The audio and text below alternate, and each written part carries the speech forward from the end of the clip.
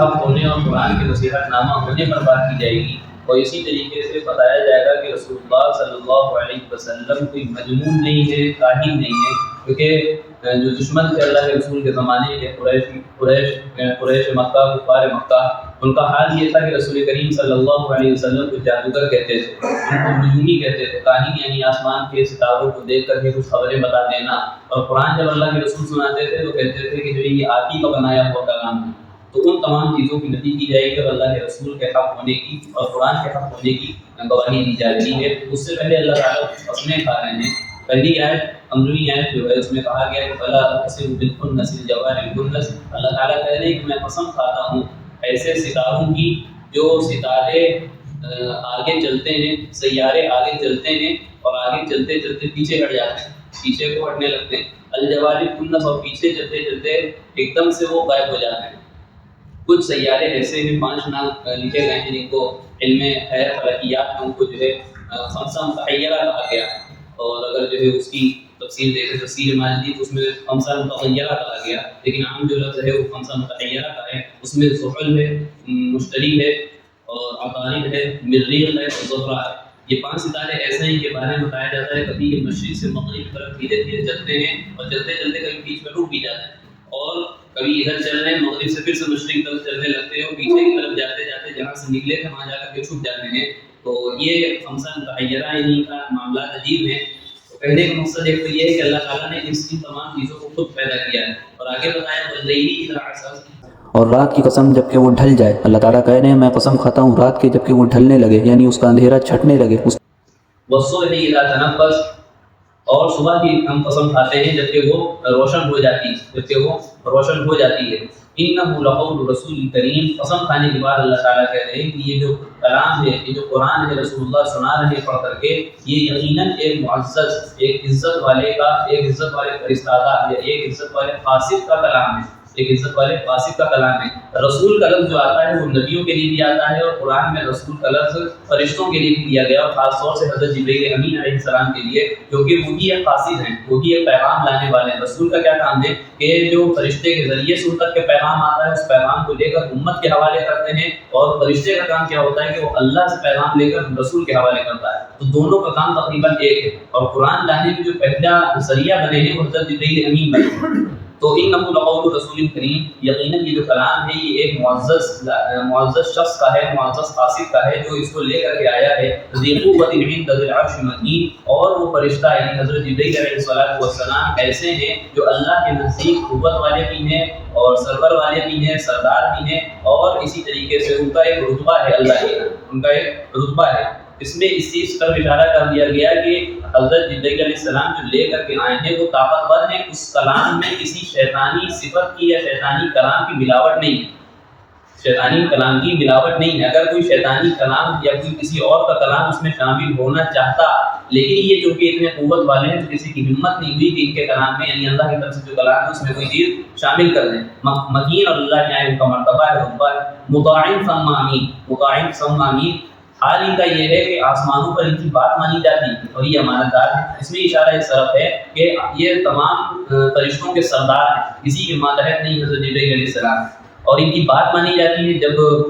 واقعہ معراج ہوا، اللہ کے رسول صلی اللہ علیہ وسلم معراج شریف تشریف لے جا رہے تھے تو 7 آسمانوں کا سفر ہوا، تو ہر آسمان پر پہنچے تو دروازہ کھٹکھٹایا گیا آسمان کا، تو فرشتوں نے پوچھا کون ہے، تو حضرت جبرائیل علیہ السلام نے کہا تھا دروازہ کھولو، تو ان کے کہنے پر ان فرشتوں نے بات مانی، تو پتہ یہ چلا کہ یہ سب کے سردار ہیں اور ان کی بات مانی جاتی ہے۔ دوسری صفت ان کے بیان کی گئی کہ امین ہے، امانت دار ہے، خیانت نہیں کرتے، یعنی اللہ کی طرف سے جو پیغام ملا ہے وہ بہو ویسے ہی پہنچا دیتے ہیں، اس میں نہ غفلت کرتے ہیں، نہ غلطی کرتے ہیں، نہ ان سے سہو ہوتی ہے، بھول چوک بھی نہیں ہوتی۔ جیسا اللہ کی طرف سے کلام ملا ہے وہ بہو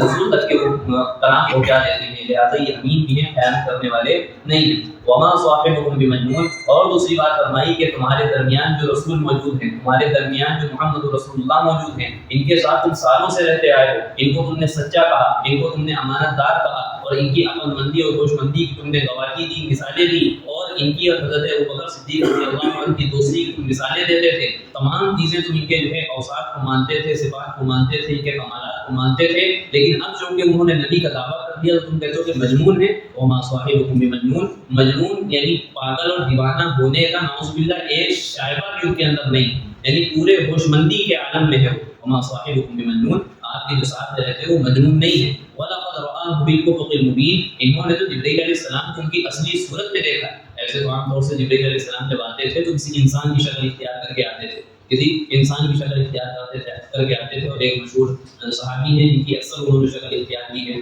ہمیں ذہن میں نہیں ہے. لیکن ایک مرتبہ رسول کریم صلی اللہ علیہ وسلم نے کہا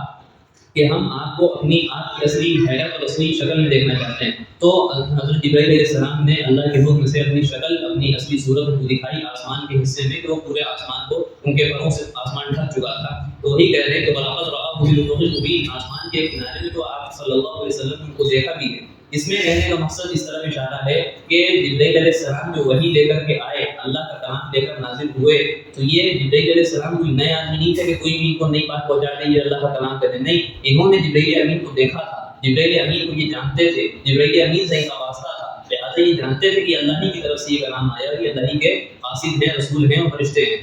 وَلَقَدْ رَآهُ بِالْأُفُقِ الْمُبِينِ وَمَا هُوَ عَلَى الْغَيْبِ بِضَنِينٍ، اور جو رسول صلی اللہ علیہ وسلم ہیں ان کو جو غیب کی باتیں بتائی جاتی ہیں اللہ بتاتا ہے. ان کو خود سے کوئی کسی غیب کا علم کسی بھی انسان، کسی بھی نبی، کسی بھی فرشتے کو اپنے آپ سے کسی غیب کا علم نہیں ہوتا. تو اللہ تعالیٰ جتنی بھی چیزیں بتاتا ہے، چاہے وہ جنت کے معاملات ہوں، جہنم کے معاملات ہوں،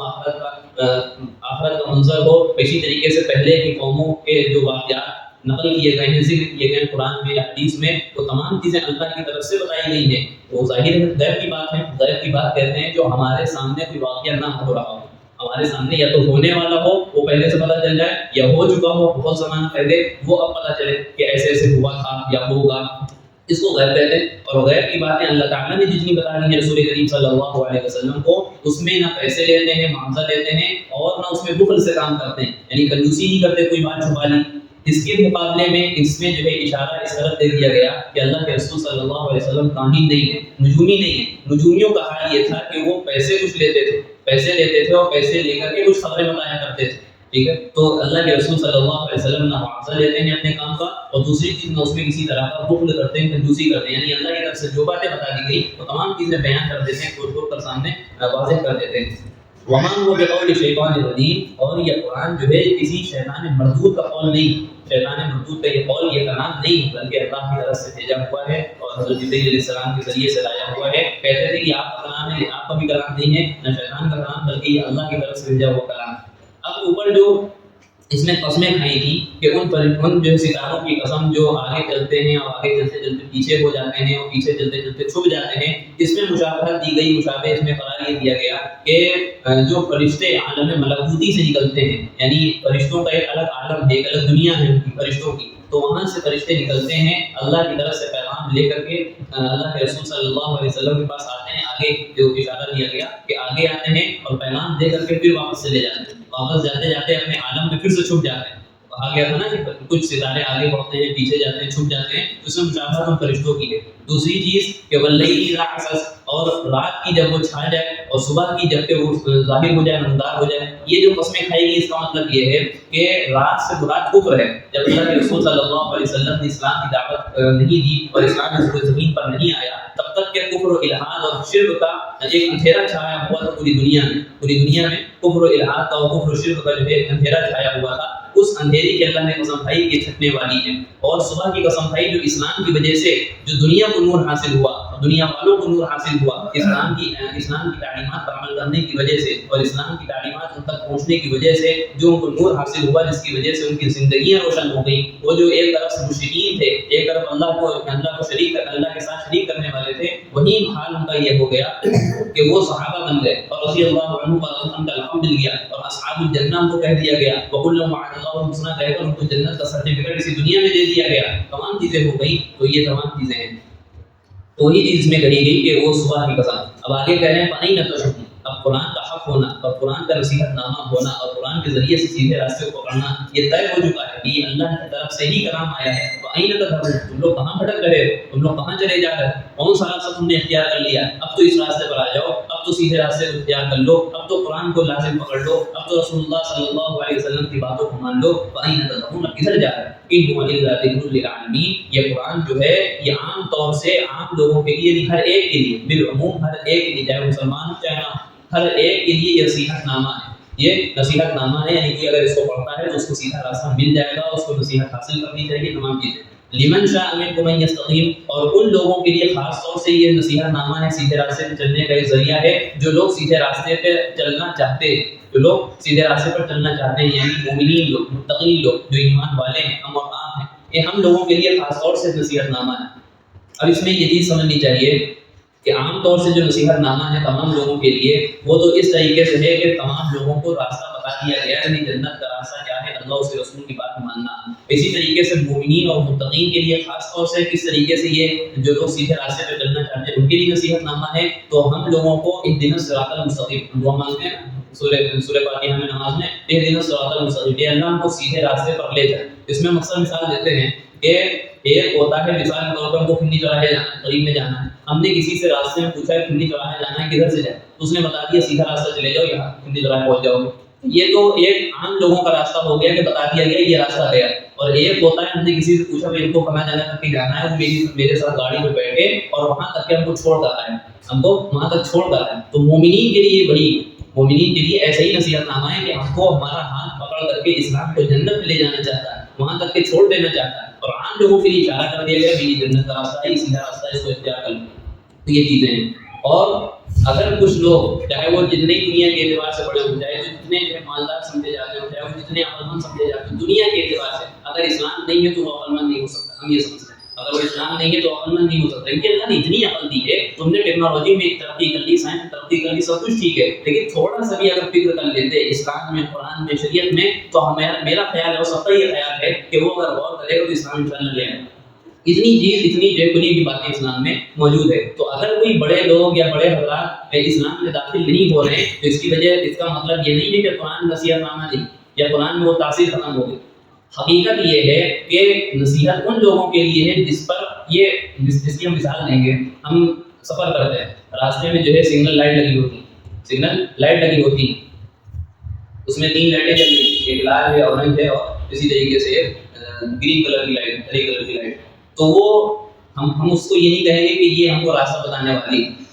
لیکن اس میں راستہ بتانے کی اور راستہ صحیح لے جانے کی اور ٹریفک جام نہ ہونے کی صفت ہے، کوالٹی ہے اس کے اندر، کہ اگر جو ہے لال لائٹ جلتی ہے تو آپ کو رک جانا ہے، ہری جلتی ہے تو آپ کو چل دینا ہے، تو اس کے ذریعے سے ہم کو راستہ ملتا ہے، راستہ طے ہوتا ہے۔ لیکن اس کا اصل کنٹرول کس کے پاس ہے؟ وہ خود لائٹ کے اندر یہ کوالٹی نہیں ہے، یہ صفت نہیں ہے، اس کا کنٹرول کسی کمپیوٹر میں لگا ہوا ہے، اس کی ٹیکنالوجی جو ہے اس کو بنانے والا اصل کنٹرول اس کا ہے وہاں پر۔ اسی طریقے سے قرآن تو نصیحت نامہ ہے، لیکن اس پر کنٹرول کس کا ہے؟ اللہ کا کنٹرول ہے۔ اللہ جس کو چاہے گا اس کو ہدایت ملے گی، اللہ جس کو چاہے گا وہ سیدھے راستے پہ چلے گا، اور کوئی نہیں چل سکتا۔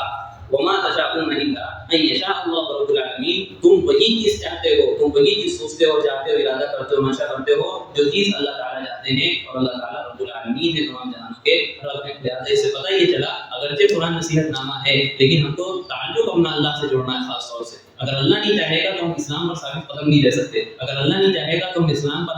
ہماری زندگی نہیں گزر سکتی، اور ایمان پر ہماری موت نہیں ہو سکتی۔ ہم کو اللہ سے تعلق مضبوط کرنا، اور اللہ کی توفیق کا سوال ہر وقت ہم کو کرتے رہنا ہے، اور اللہ کے تعلق کو مضبوط رکھنا ہے۔ یہ چیزیں تھیں۔ اللہ تعالیٰ سے دعا ہے کہ ہم سب کو آخرت کی فکر موت کی تیاری نصیب فرمائیں، قرآن اپنی زندگی گزارنے والا بنائیں۔ آمین وآخر دعوانا الحمدللہ۔ ویڈیو اگر اچھی لگی ہو تو لائک کریں، شیئر کریں، اور چینل کو سبسکرائب کرنا نہ بھولیں، اور ساتھ ہی ساتھ بیل آئیکن کو پریس کریں تاکہ نئی ویڈیو کی نوٹیفیکیشن آپ کو ملتی رہے۔